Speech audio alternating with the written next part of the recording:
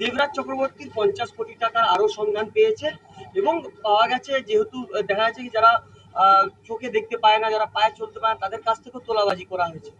এখন কোটিতে ঢুকে গেছেন অলরেডি।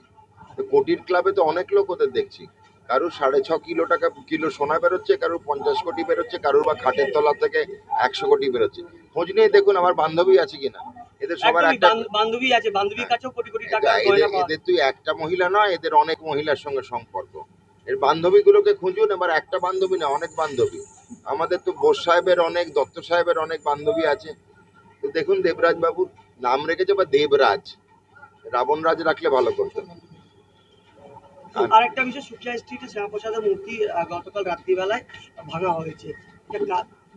শ্যামাপ্রসাদের মূর্তি ভাঙুক, ছবি ভাঙুক, ফ্লেক্স ভাঙুক, পশ্চিমবঙ্গের নাগরিকদের কাছে শ্যামাপ্রসাদ হৃদয়ে আছে। আজকে যেখানে দাঁড়িয়ে আছি সেটা ডক্টর শ্যামাপ্রসাদ মুখার্জির জন্য, নাহলে বাংলাদেশে দাঁড়িয়ে থাকতাম।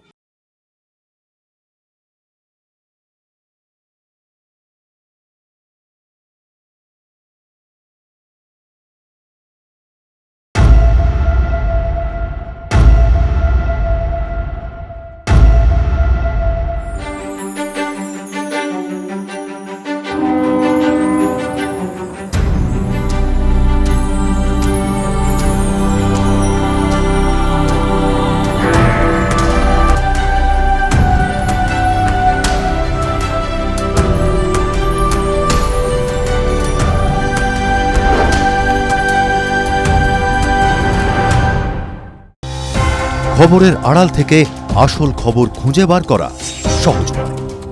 রথী মহারথীদের মনের কথা বোঝা সহজ নয়। ঠান্ডা মাথায় কার্যকারণ বিশ্লেষণ করা সহজ নয়।